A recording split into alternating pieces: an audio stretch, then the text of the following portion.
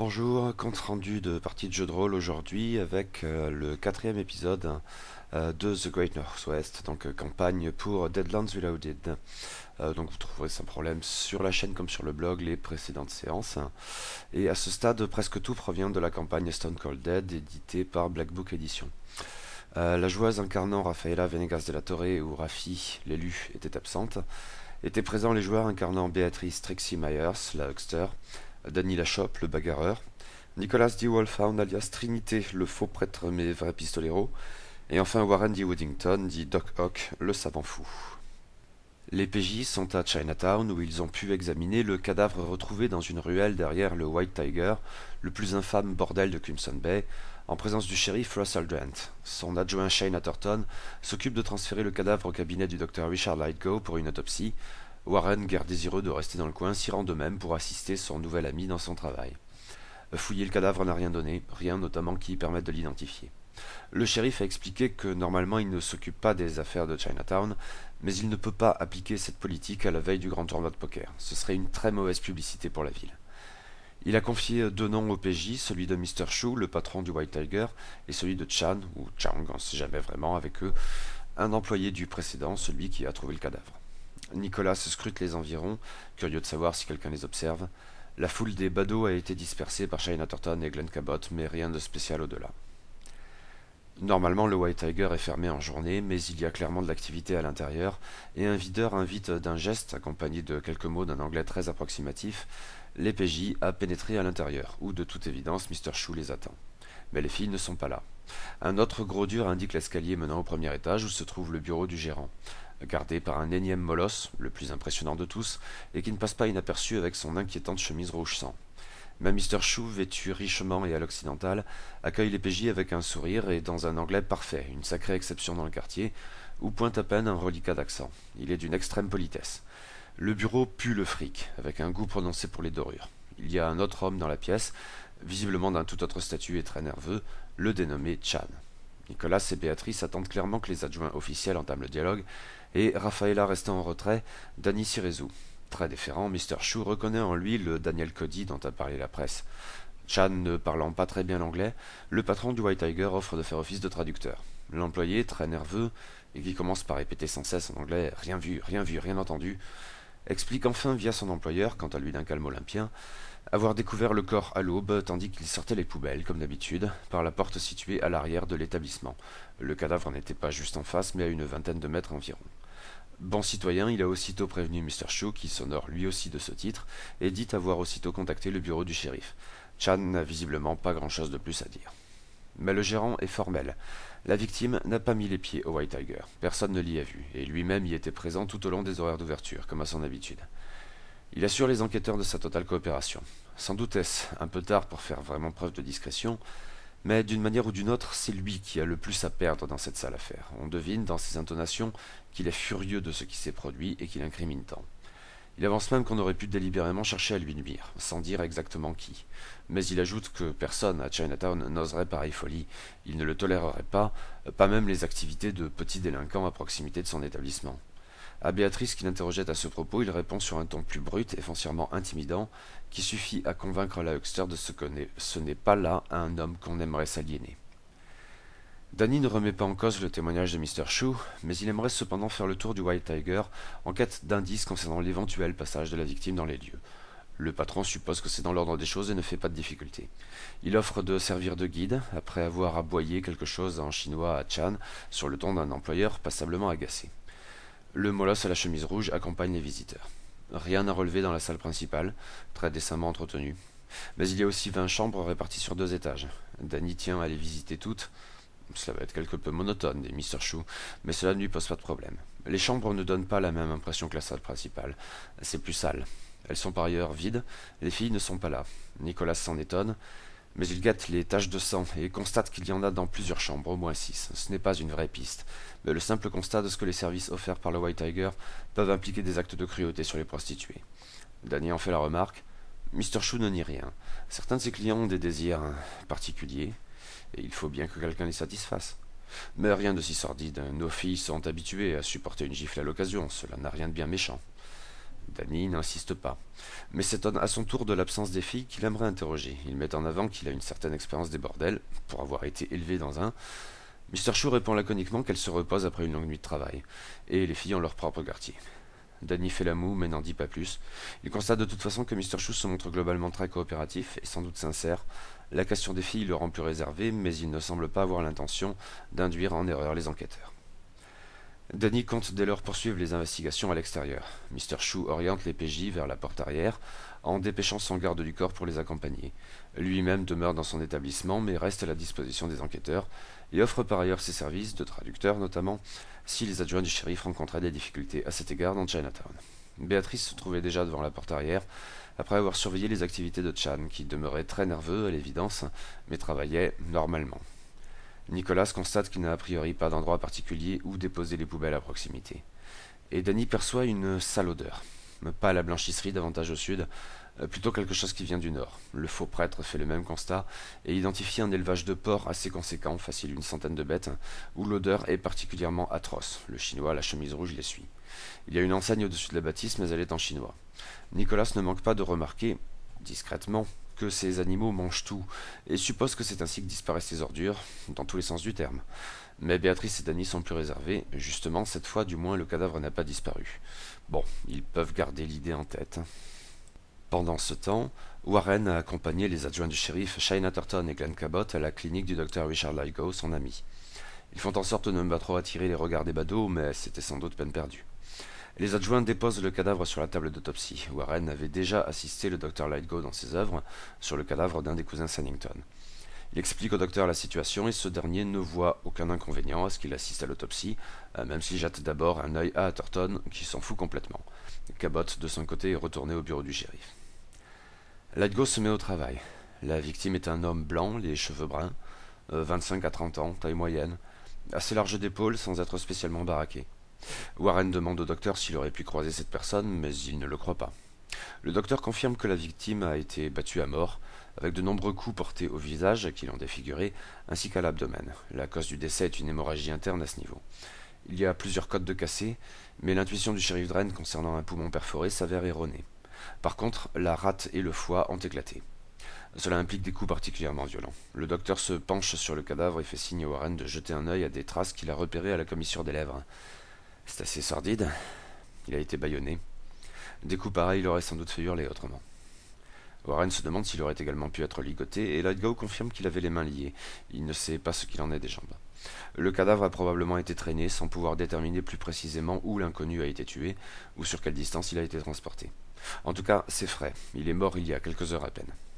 Warren suggère d'étudier ce que la victime a consommé avant de périr. Dans son état, ce n'est pas forcément évident à déterminer, mais Lygo est à peu près certain que le Maccabée n'a rien mangé dans la nuit. Par contre, il avait bu, très clairement, sans que cela soit forcément habituel chez lui. Pas de signes distinctifs autrement, de type marque de naissance, cicatrice, etc. Warren se demande s'il serait possible de faire quoi que ce soit pour aider les adjoints dans leur enquête. Prendre une photo est faisable, mais dans cet état... Le docteur Lygo avance que s'il trouvait d'autres éléments pour reconstituer le visage de la victime, il pourrait faire appel à Josh Newcomb, qui a un bon coup de crayon. Mais il sait que les PJ ont eu affaire au bonhomme, qui n'est sans doute pas le type le plus fiable à Crimson Bay.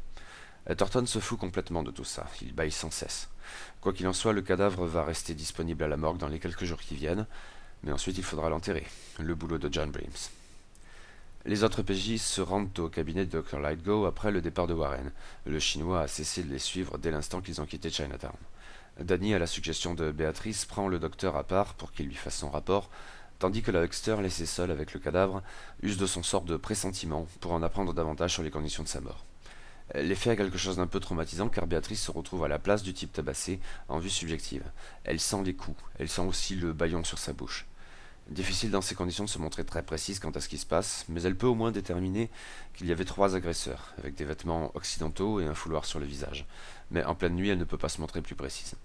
La scène a eu lieu dans une ruelle inidentifiable en tant que telle, mais probablement différente de celle où le corps a été retrouvé. En fait, ce n'était probablement pas dans Chinatown de manière générale. Les PJ se retrouvent tous au Washington pour discuter de tout ça en déjeunant. Quand ils pénètrent dans la salle de restaurant, ils sont interloqués par l'attitude des clients, visiblement morts de rire à la lecture du journal. Nicolas attrape un exemplaire du Crimson Post avec en une un dessin d'une gigantesque pieuvre. Il lit à haute voix l'article associé. La terrible pieuvre du Pacifique Nord aperçue au large de Chanfan. De notre envoyé spécial, Josh Newcomb. Panique à Chanfan. Et exceptionnellement, ce n'est pas là le fait des triades qui rongent cette ville déjà considérablement affectée par le grand tremblement de terre. On a appris de sources sûres qu'une titanesque créature, une sorte de pieuvre ayant atteint les proportions d'un véritable léviathan, rôde dans les eaux traîtresses de ce qui était encore il y a peu le splendide Golden Gate. Plusieurs pêcheurs l'ont aperçu, dont Mr. Ned Bland, un vétéran de la chasse à la baleine. Le pittoresque navigateur n'a pas manqué d'effrayer ses confrères avec le récit plus vrai que nature de cet animal monstrueux qui aurait, sous les propres yeux du pauvre mais courageux harponneur, englouti 3 navires dans son bec immonde en un seul coup vicieux de colossales tentacules. Ces 3 navires de bonne taille n'ont pas encore été identifiés, mais nous ne doutons pas un seul instant être sous peu en mesure de confirmer cette précieuse information et de livrer si nécessaire pareil détail, que vous avouerez cependant bien dérisoire, voire futile, alors que la menace s'apprête à frapper à nouveau. Et ce pourrait bien être dans les eaux de Crimson Bay, car tous les marins interrogés à ce propos sont formels, le céphalopode démoniaque a pris la route du nord. Le Crimson Post ne manquera pas de vous tenir informé de la situation. Ne manquez pas notre prochaine édition spéciale. De notre envoyé spécial, Josh Newcomb. Danny explose de rire, comme la majorité des convives. Puis il se retire dans une chambre pour faire le point, notamment suite aux révélations de Béatrice dont les autres ne savaient encore rien. La Huckster suppose qu'il pourrait se renseigner sur un groupe de 3 voyageurs. Sinon, c'est que les tueurs habitent en ville. L'intention de nuire à Mr. Chou n'en paraît que plus plausible. Nicolas suppose qu'il pourrait aussi écumer les lieux où l'on consomme de l'alcool en ville, et cela inclut les bordels. Béatrice ajoute que les moyens de transport doivent aussi être envisagés. On peut venir à Crimson Bay par bateau, même si ça n'est pas très fréquent, par train depuis Portland ou Chanfan, mais c'est surtout du fret qui transite par la ville, et pas une petite ligne pas rattachée au grand réseau. Ou enfin au relais de diligence, ceci bien sûr à la condition que la victime ne soit pas venue par ses propres moyens. Et il faut aussi, ajoute-t-elle, se renseigner auprès des hôtels, une chambre réservée quelque part où la victime ne serait jamais venue.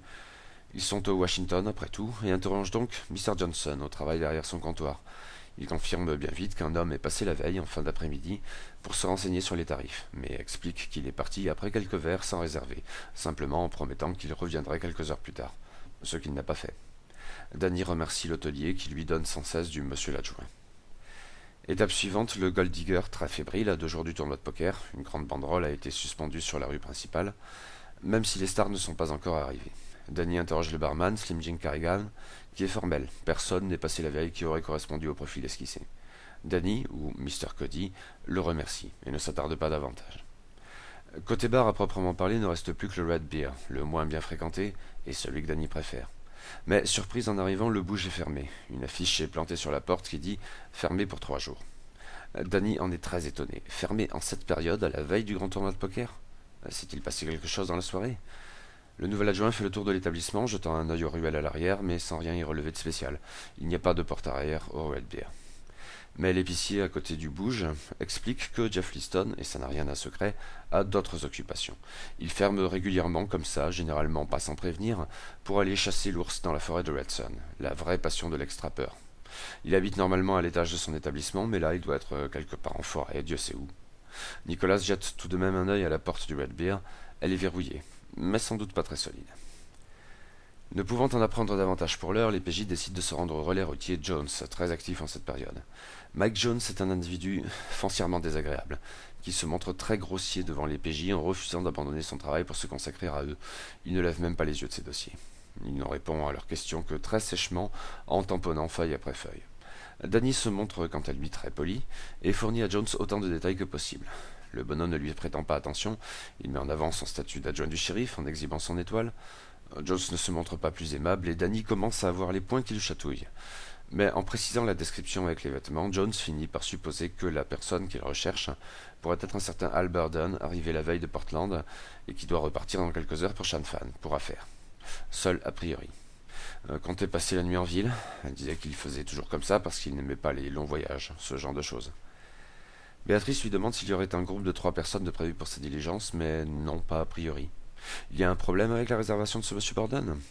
Danny se montre mystérieux et dit qu'il va attendre de le voir monter dans la diligence. Béatrice et lui vont rester à jouer aux cartes sous un porche, si Jones veut bien lui faire signe quand son client arrive. Warren va travailler sur ses prothèses pour le Dr. Lightgo où il fait quelques progrès, l'ambiance est agréable. Nicolas, lui, s'en retourne à Washington. Le temps passe, on prépare la diligence pour Shanfan. 5 passagers arrivent progressivement qui n'ont rien de suspect. En dehors d'un vieux couple, il y a 3 hommes mais qui ne voyagent pas ensemble de manière générale et dont l'allure très disparate ne correspond pas à ce que Béatrice avait entreaperçu avec son pressentiment. Mais Alberton manque à l'appel. Danny pense avoir identifié la victime et suppose à bon droit que Mike Jones tient des registres très complets. Il obtient une copie de sa fiche sur le passager absent, qu'il serait bien en peine de lire, mais ses camarades sauront le faire à sa place. Après quoi le grossier bonhomme se replonge dans son travail en maugréant, visiblement désireux qu'on lui foute enfin la paix. Danny et Béatrice se rendent illico au bureau du shérif Russell Dwent. S'y trouve également Shane Atherton. Le shérif est bourru avec toute cette agitation. Danny et Rafaela, dans la semaine qui vient de s'écouler, ont amplement eu l'occasion de constater qu'il n'était pas du genre commode et n'aimait pas qu'on lui fasse perdre son temps. Il jette un œil à la fiche de Mike Jones, mais le nom d'Alberton ne lui dit rien. Pour la forme, il regarde les affiches Wanted qui tapissent le mur de son bureau, mais non, rien. C'est une avancée, il ne dira pas le contraire, mais qu'il ne revienne pas avant d'avoir trouvé des éléments plus probants. Il a du travail. Les PJ se retrouvent et Nicholas fait méthodiquement le point sur l'itinéraire emprunté par Alberton. Le type est arrivé de Portland par la diligence de 15 heures. Il s'est alors rendu à Washington où il a bu quelques verres, promettant de revenir dans la soirée prendre une chambre, ce qu'il n'a pas fait. Béatrice relève qu'à ce stade il n'avait pas assez bu pour être cuité, ça il l'a fait plus tard. Au Red Beer? Peut-être. Mais Danny tend à croire qu'il s'est d'abord rendu dans un bordel. Pour y passer la nuit? Au White Tiger ça aurait été envisageable car il ferme à l'aube, mais le London et le Paradise ferment quant à eux vers 3 ou 4 heures du matin. Les vêtements de qualité de la victime incitent plutôt Danny à chercher du côté du London, la maison de passe la plus cotée de la ville. En début de soirée, les PJ se rendent au Gold Digger dans l'espoir de voir Gamblin Joe Wallace. Le maire est débordé. Il supervise l'aménagement du saloon, où 25 tables de 5 joueurs doivent être mises en place, et en profite pour revoir certains aspects de la décoration. Tandis que Slim Jim Carrigan et ses serveuses enchaînent les commandes, Wallace fait sa tournée habituelle des clients, mais pour la forme, il ne peut pas consacrer plus d'une minute à qui que ce soit. Danny laisse Béatrice prendre l'initiative d'aborder le maire, qui ne cache pas être pressé. Mais la Huckster révèle que Wallace a la réputation d'accueillir tout le monde en ville. En principe, oui, mais il y a beaucoup d'arrivants en ce moment. Certes. Mais le nom d'Alberton lui dirait-il quelque chose? Le maire prend le temps d'y réfléchir, mais non, ce n'est pas le cas. Danny n'y croyait pas de toute façon. Il emmène les autres au London. Nicolas, un peu paranoïaque, se demande s'ils ne sont pas suivis, mais a priori non. Ceci dit, il y a tellement de monde en ville. La propriétaire et gérante du London est une certaine Miss Worthington. C'est de toute évidence un établissement de qualité, tenu avec soin, avec une décoration du meilleur goût, des filles absolument sublimes et une clientèle uniformément blanche. La carte des tarifs est à l'avenant, avec notamment des alcools de qualité très coûteux, en provenance directe de la cave du Gold Digger. Béatrice aborde la gérante, qui dirige les opérations depuis sa place derrière le comptoir, un peu à la manière d'un chef d'orchestre. D'abord un peu sceptique, Miss Worthington se montre plus aimable quand Béatrice précise accompagner l'adjoint au shérif, Danny. La mère Macrel s'était méprise sur son compte, croyant tout d'abord que Béatrice venait lui proposer ses services, ce qui était hors de question. Trixie décrit Alberton en précisant son nom. Ce dernier ne dit rien à Miss Worthington, mais la description lui évoque, sans grande certitude, un gentleman effectivement passé la veille dès l'ouverture. Il avait sollicité une fille, Clara, sauf erreur. Il avait réglé la passe comptant, bu plusieurs verres d'un de ses meilleurs whisky, mais pas au point d'être véritablement enivré, après quoi il était monté avec la fille qu'il a traitée avec tous les égards dus à une dame, un client idéal. Il est reparti seul vers 21 heures. Béatrice souhaiterait s'entretenir avec Clara. Elle est disponible, si c'est une enquête pour le bureau du shérif. La fille est splendide, souriante, très polie, très coopérative. Son client n'était pas du genre à s'épancher, mais à peine un peu éméché, il avait l'alcool joyeux. Elle lui a proposé de rester autant qu'il le souhaitait, mais il avait d'autres projets. Il parlait d'aller jouer aux cartes. Vu ce qu'il cherchait au juste, Clara lui a conseillé le Red Beer. Danny échappe un «Ah, quand même!» qui perturbe un peu la prostituée. Ce client avait de l'argent. Elle lui avait donc d'abord conseillé le Gold Digger, mais il a expliqué préférer les choses plus simples, pittoresques. L'établissement de Jeff Liston lui paraissait tout désigné. Béatrice et Danny remercient leurs interlocutrices, Miss Worthington précisant qu'elle souhaite compter bientôt Mr. Cody parmi les clients de son établissement, et ils prennent aussitôt la direction du Red Beer, Danny d'un pas très décidé. Le Red Beer est bien sûr toujours fermé. Quelques clients potentiels déjà un peu allumés ont la mauvaise surprise de trouver le tripot dans cet état et semblent hésiter sur l'endroit où aller. Danny n'y prête pas vraiment attention et va frapper à la porte du bouge de Jeff Liston. Pas de réponse. Il colle son oreille à la paroi, mais n'entend rien. Les PJ avaient par ailleurs pu constater que le saloon n'avait pas de fenêtre. Béatrice rappelle tout de même que rien n'incrimine forcément Liston. Mais cette absence est décidément suspecte. Danny demanderait bien au shérif Drent l'autorisation de perquisitionner légalement le Red Bear, mais c'est très bien que son supérieur l'enverrait chier. Nicolas n'a pas ce genre de scrupules. Danny est la loi. Oui, mais il y a des passants et... Le bagarreur préfère attendre que l'affluence diminue, le temps de prendre un bon dîner. Les PJ reviennent vers minuit, il n'y a plus de passage à cette heure-là, justement parce que le Red Bear est fermé. Danny s'appuie contre la porte pour tâter sa résistance, elle cédera facilement. Par précaution, il tape à nouveau à la porte, toujours pas de réponse. Danny donne un bon coup d'épaule, puis un second. La porte est ouverte, pas au point d'être sorti de ses gonds, mais ce sera tout de même visible. Nicolas enjoint ses camarades à la prudence. Un trappeur, ça sait poser des pièges. Danny prend par ailleurs soin de bloquer la porte avec une table. La pièce est totalement obscure, mais il y a des lampes à huile sur chaque table. C'est vraiment miteux, mal, voire pas nettoyé depuis la veille. Il regarde d'un autre œil les nombreux massacres d'ours suspendus au mur, réalisés par un taxidermiste accompli. Nicolas cherche un fusil accroché au mur, mais non. Par contre, derrière le comptoir, Béatrice trouve très vite un fusil, solide, mais pas des plus appropriés pour la chasse. C'est une grosse pétoire qui fait beaucoup de bruit et éventuellement beaucoup de dégâts sur les clients récalcitrants. Béatrice prend soin d'en retirer les cartouches. Elle trouve aussi un pistolet à côté, mais elle et Nicolas s'y connaissent en arme de poing et celle-ci est probablement hors d'usage. Elle n'est d'ailleurs même pas chargée, mais des traces sur la crosse laissent supposer qu'on a pu l'utiliser comme arme contondante. Les réserves d'alcool sont derrière le comptoir également, des trucs infâmes, dont la recette spéciale que Liston avait mentionnée comme n'étant pas une boisson de fillette. Une porte près du comptoir donne sur une sorte de réserve, qui s'avère être plutôt l'atelier de taxidermie du tenancier, avec ses nombreux outils et un râtelier d'armes presque vide. À l'étage se trouve l'appartement de Jeff Liston. Il est vide et on n'y a pas dormi cette nuit. Danny cherche des affaires ayant pu appartenir à Alberden, mais rien ne semble coller. Tout va dans le sens de la vie qu'ils peuvent supposer être celle de l'ex-trappeur, dont le matériel de chasse est absent. Danny suppose que Liston est bien parti dans la forêt de Red Cern. Il n'a peut-être rien à voir avec tout ça. C'est peut-être effectivement une coïncidence. Mais il est possible aussi que des clients du Red Bear soient coupables. Béatrice use à nouveau de son pouvoir de pressentiment sur le râtelier d'armes de l'atelier. Elle a la sensation de Jeff Liston en faisant régulièrement usage, et voit un fusil de chasse très impressionnant, rien à voir avec la pétoire sous le comptoir. Le huckster, à la suggestion de Nicolas, réitère son sort sur la fiche placardée sur la porte, sans doute la dernière chose que Liston a touchée ici. Elle a une vision du trappeur qui la cloue. C'est la nuit, juste un peu avant l'aube. Il a un gros sac sur le dos et son fusil de chasse. Il a l'air un peu fatigué, mais aussi content, et pas le moins du monde nerveux. Ils ne s'attardent pas davantage et vont se coucher dans leur hôtel. Le lendemain soir, ce sera l'inauguration du grand tournoi de poker. La ville est fébrile et active. Les PJ, quant à eux, ont un peu le sentiment d'être dans une impasse. Leur enquête a plutôt bien progressé au départ, mais que faire maintenant? Le retour de Jeff Liston semble constituer la prochaine étape, mais elle ne dépend donc pas d'eux. Mais la nuit porte conseil et Nicolas n'est pas du genre à rester les bras croisés. Dans la matinée, il se rend à l'atelier du maréchal ferrant Tom Jenkins. Il sait qu'il s'y trouve toujours quelqu'un la nuit pour surveiller les chevaux. Or, l'atelier est très proche du Red Bear, dont on voit aisément l'entrée. C'est une piste intéressante aux yeux de Danny qui accompagne le faux prêtre.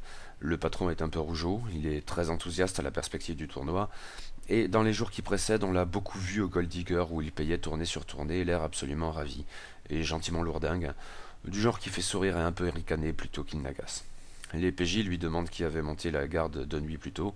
Il s'agissait de Steve, le gamin qui les avait accueillis à Crimson Bay, un des apprentis du maréchal ferrant.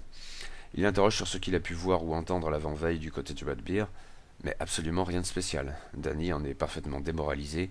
Ils n'ont plus qu'à attendre le retour de Jeff Liston. La journée s'écoule. Les stars du tournoi de poker sont arrivées, chacune de son côté. André de Fonteville, Ace Plinkett et Sam Royal Bernstein. Ils ne sont pas passés inaperçus. Il y a certes 122 autres participants, mais ils sont d'une toute autre catégorie. Parmi les inscrits figure donc Béatrice. Elle a pris soin d'étudier le règlement et constaté 2 choses.